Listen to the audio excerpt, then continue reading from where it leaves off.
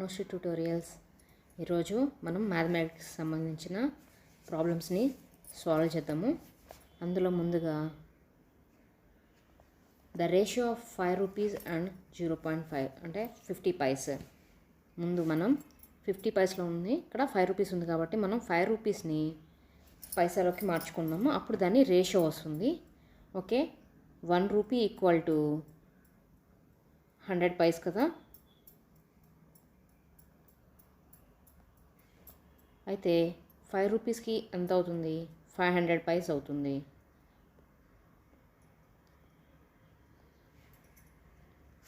దాన్ని మనం 5 rupees by 50 పైస్కి మార్చేస్తే ఇది రూపీస్, ఇది పైస్. దీన్ని అప్పుడు 500 పైస్ బై 50 పైస్. అప్పుడు ఆన్సర్ ఎంత వస్తుంది? 10:1. అంతే కదా. ఆన్సర్ ఎంత ఇక్కడ? 10:1, థర్డ్ వన్ అనమాట.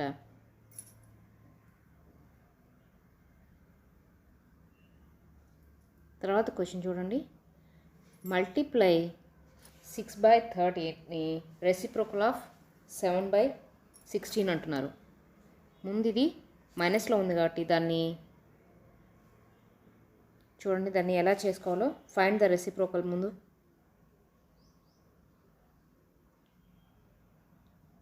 -7/16 కదా. దాన్ని మైనస్ ఉంది కాబట్టి 1/7/16 కదా. అప్పుడు ఎంత వస్తుందంటే 16/7 వస్తుంది. సో దానికి అప్పుడు ఏమవుతుంది అంటే చూడండి, 6/13 ఇంటూ 16/7 వచ్చింది కదా. అప్పుడు దానికి సరైన సమాధానం వచ్చేసేసి 4 మైనస్ 96/91.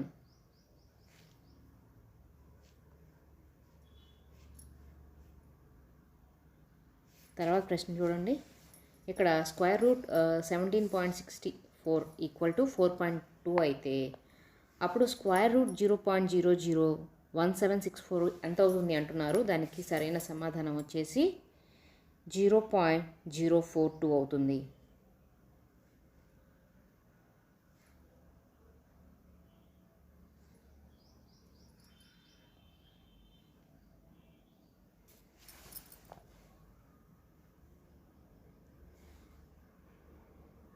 తర్వాత ఇక్కడ చూడండి, 4/2x అని వచ్చింది ఈక్వల్ టు 256 అంటున్నారు.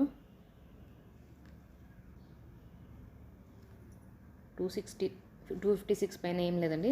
అయితే ఎక్స్ విలువ ఎంత అంటున్నారు. బేస్ని సేమ్ ఈక్వల్గా ఉండాలి కాబట్టి 4/2xని 256ని కూడా మార్చేసుకుందాము.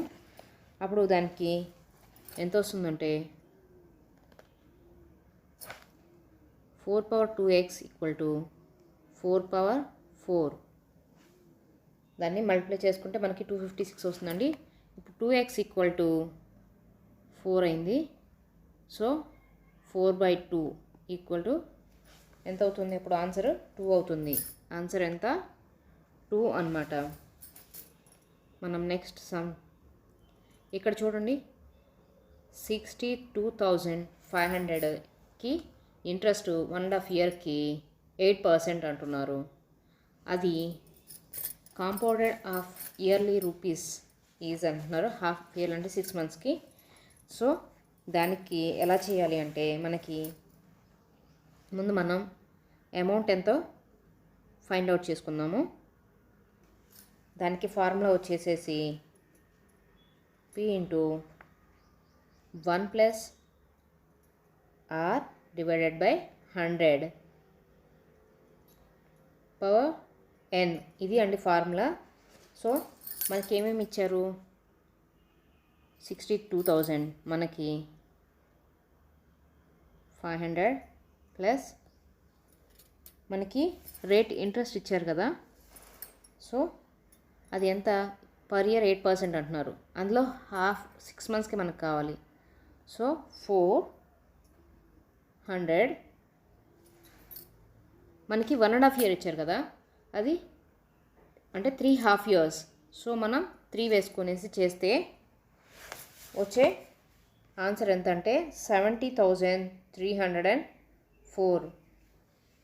దానిలో నుంచి అసలు తీసేస్తే వచ్చేది మనకి సరైన సమాధానం అన్నమాట. అది 7,804 అవుతుంది. తర్వాత ప్రశ్న, క్రింది 4 అంకెల సంఖ్యలో కాప్రేకర్ స్థిరాంకం అని దీనిని అంటారు అంటున్నారు. దానికి సరైన సమాధానం వచ్చేసేసి 6174.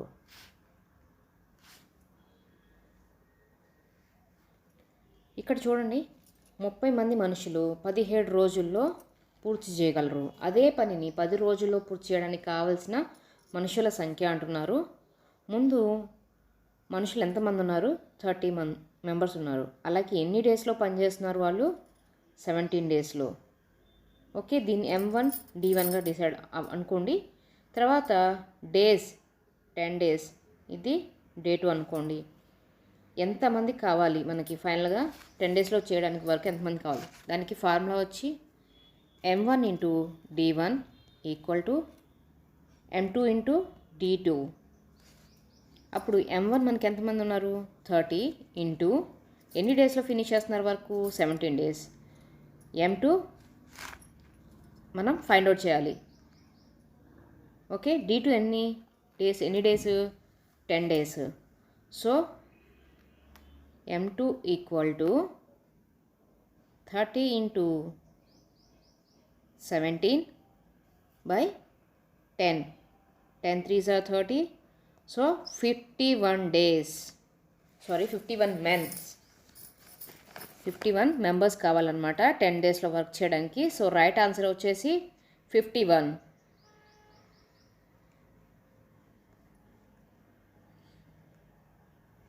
చూడండి, తుషార్ 1 డజన్ నిమ్మకాయలను 60 రూపాయలు కొన్నాడు. 10 నిమ్మకాయలని 40 రూపాయల చొప్పున అమ్మేసిన అతనికి వచ్చే లాభం లేదా నష్టాన్ని శాతంలో చెప్పండి అంటున్నారు.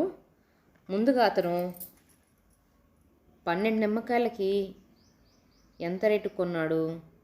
60 రూపాయలకు కొన్నాడు. కానీ 10 నిమ్మకాయలని 40 రూపాయలకి అమ్మాడు. సో ఇప్పుడు ఇక్కడ ఒక కాయ వచ్చేసి 60 రూపాయలకు కొన్నప్పుడు ఎంత పడుతుంది? 5 రూపీస్ పడుతుంది. అలాగే అమ్మినప్పుడు 4 రూపాయలకి అమ్మాడు. సో ఎంత లాస్? ఇక్కడ 1 రూపీ లాస్కి ఒక కాయని అమ్మేశాడు కదా. సో మనకి లాస్ పర్సంటేజ్ కావాలి కాబట్టి మనం లాస్ పర్సంటేజ్ ఫార్ములా ఏంటి అంటే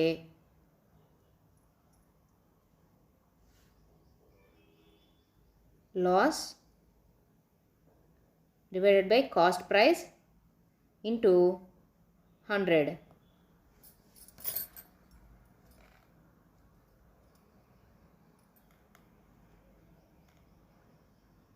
ఇంటూ 100.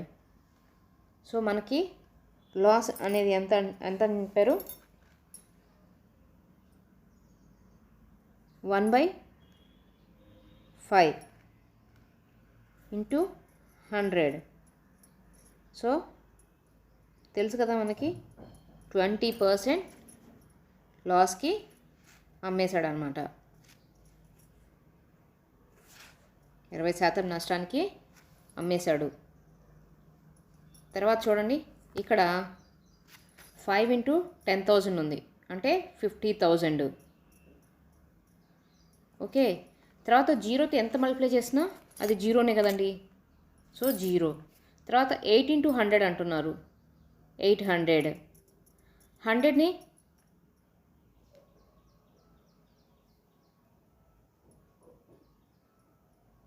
తర్వాత 10 కూడా జీరోతో మల్టిప్లై చేశారు కాబట్టి 0 అవుతుంది. 7 ఇంటూ 1. సో ఆన్సర్ వచ్చేసి 50,807. ఏదైతే ఉందో అదే సరైన సమాధానం.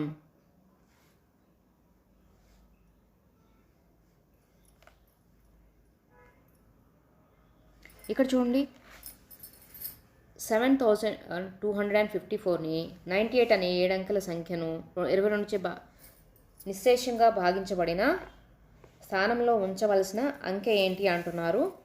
దానికి సరైన సమాధానం వచ్చేసి 4 అండి.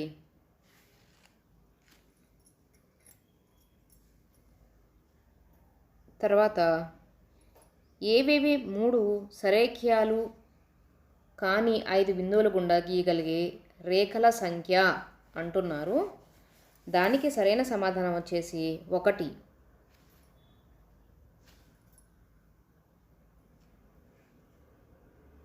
తర్వాత చూడండి, ఇక్కడ 45 డిగ్రీస్ 45 డిగ్రీస్ 90 డిగ్రీస్ అనే మూలమట్టమునకు ఉండే రేఖీయ సౌష్ట రేఖల సంఖ్య అంటున్నారు. దానికి సరైన సమాధానం వచ్చేసి 2 అండి.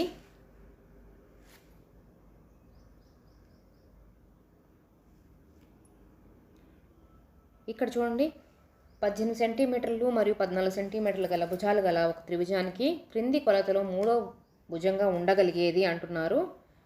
దానికి మనం రెండిటికి ఎడిషన్ చేస్తే వచ్చేది 32 సెంటీమీటర్స్. అదే సబ్ట్రాక్షన్ చేస్తే 5 సెంటీమీటర్స్.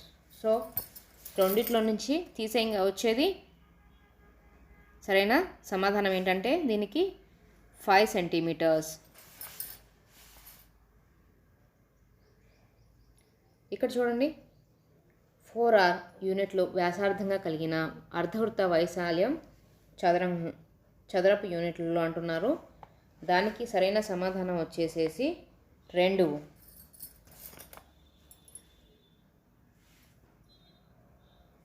ఎలా అంటే సెమీ సర్కిల్కి ఫార్ములా ఏంటో ముందు రాసుకుందాము.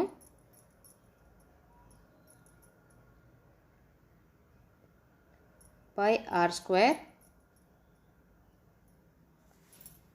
Divided by 2. ఇది సెమీ సర్కిల్ యొక్క ఫార్ములా. దీంట్లో మనం పై r స్క్వేర్ అన్నారు. r స్క్వేర్ అంటే ఆల్రెడీ మనకి ఇచ్చారు కదా, 4r ఇచ్చారు కదా, square by 2.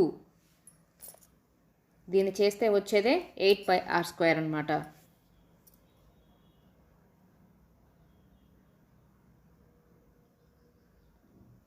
The area of right angle triangle is 150 centimeter square. If one of its perpendicular sides 20 centimeters, then its perimeter is. ఒక లంబకోణ త్రిభుజం వైశాల్యం 150 సెంటీమీటర్లు అయితే లంబకోణం కలిగిన త్రిభుజ భుజాలలో ఒకటి 20 సెంటీమీటర్లు అయినా రెండవది ఎంత చుట్టుకొలత అంటున్నారు.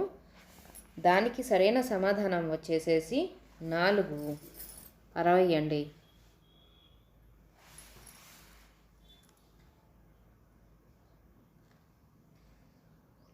ఇక్కడ చూడండి, ఒక డయాగ్నల్ స్క్వేర్ వచ్చి 18 centimetres, the other side of centimetres అంటున్నారు. అది ఒక చతురస్ర కర్ణం 18 సెంటీమీటర్లు అయితే దాని భుజం సెంటీమీటర్స్లో చెప్పండి అంటున్నారు. దానికి సరైన సమాధానం వచ్చేసి 3.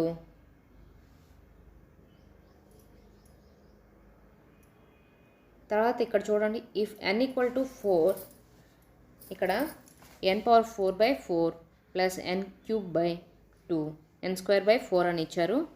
దీన్ని సార్ట్అవుట్ చేస్తే వచ్చే ఆన్సర్ ఎంత అంటే n ప్లస్లో 4 అప్లై చేయండి. So answer you can get it. దానికి సరైన సమాధానం వచ్చేసేసి 100.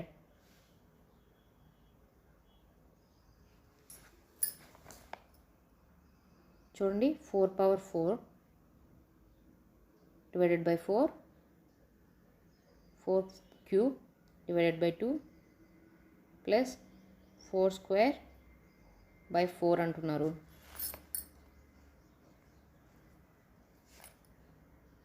దీన్ని మీరు చేయగలిగితే ఆన్సర్ ఆటోమేటిక్గా వచ్చేస్తుందండి. ఇక్కడ చూడండి, ఇక్కడ 2/3x మైనస్ 1/2x = 4 అంటున్నారు. x వాల్యూ కనుక్కోవాలి అంటున్నారు.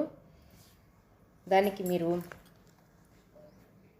చూడండి, 2/3x మైనస్ 1/2x = 4 కాబట్టి x వాల్యూ మనం ఫైండ్ అవుట్ చేయాలి.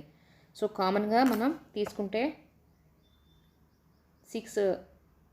4x మైనస్ ఇక్కడ 3x = 4 ఇక్కడ 4x మైనస్ 3x ఎక్స్ ఇక్కడ 24 వస్తుంది. సో ఆన్సర్ ఎంత అవుతుంది?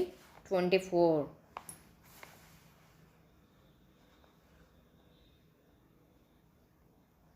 తర్వాత ఇక్కడ చూడండి, ఇక్కడ if the median of X 2x 4x is 12 అంటే మధ్యగతం 12 అయితే దత్తాంశం ఎంత అంటున్నారు? Mean of the data is అంటున్నారు. దానికి మనం ఫస్ట్ మీన్ ఎంత ఉంది చూద్దాం. 2x మీడియన్ వచ్చి 2x ఎంత? 12. x ఈక్వల్ టు 12/2 ఎంత? 12/2 6 అవుతుంది. x వచ్చి 6 అలాంటప్పుడు 2x 12 అవుతుంది. 4x ఎంత అవుతుంది? 24 అవుతుంది. 6, 12, 24 అనేవి. తర్వాత వీటికి మీన్ తీయమంటున్నారు. So 6 + 12 + 24 divided by 3. దీనికి సరైన సమాధానం వచ్చేసి 14 ఈజ్ ద రైట్ ఆన్సర్.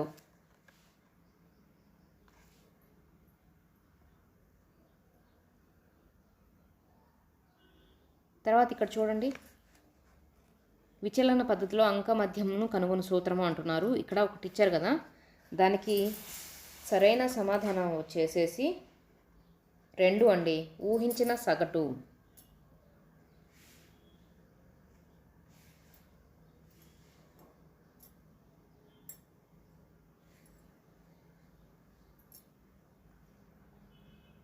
ఇక్కడ చూడండి, the Tally mark that represents the number 7.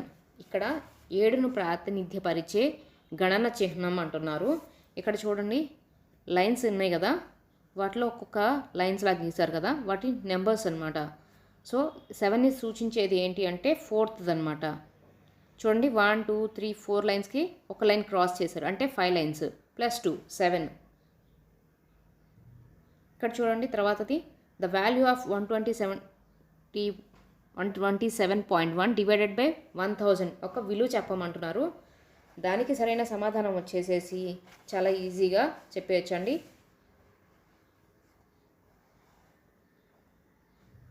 1 అన్నమాట.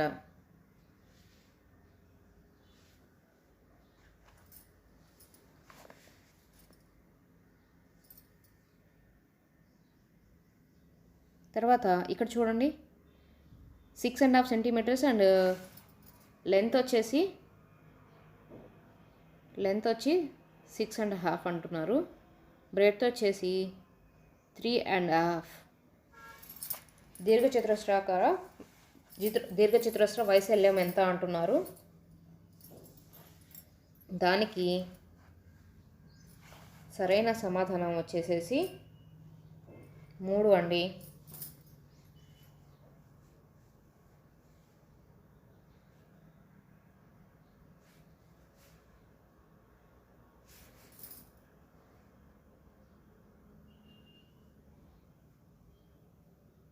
ఇక్కడ చూడండి, ఎడిటివ్ ఇన్వర్స్ ఆఫ్ అంటున్నారు. -7/13. ఎడిటివ్ ఇన్వర్స్ ఏంటి అంటున్నారు. దానికి సరైన సమాధానం వచ్చేసేసి 1.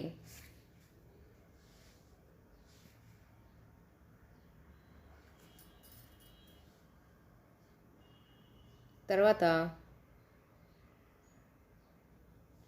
Mathematics is the science of indirect measurement defined by. గణితం అంటే పరోక్ష మాపన శాస్త్రం అని నిర్వచించిన వారు ఎవరు అంటున్నారు. దానికి సరైన సమాధానం వచ్చేసి 2 ఆగస్ట్ కోమ్టే.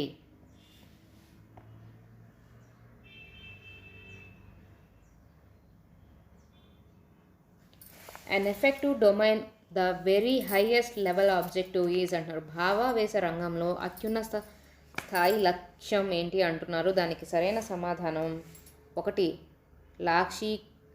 లాక్షణీకరణం, క్యారెక్టరైజేషన్.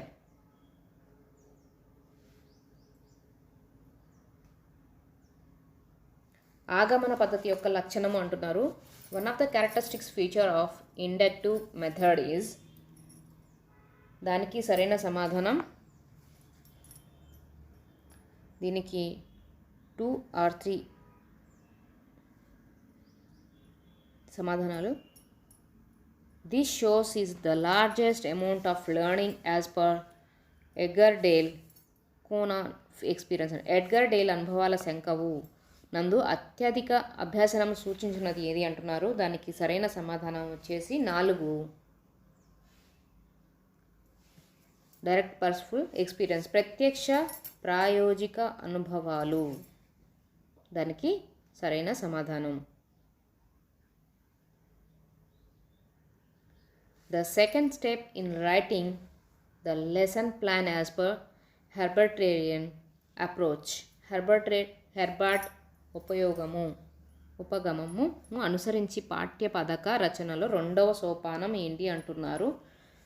దీనికి కూడా సరైన సమాధానం వచ్చేసి ప్రజెంటేషన్, విషయ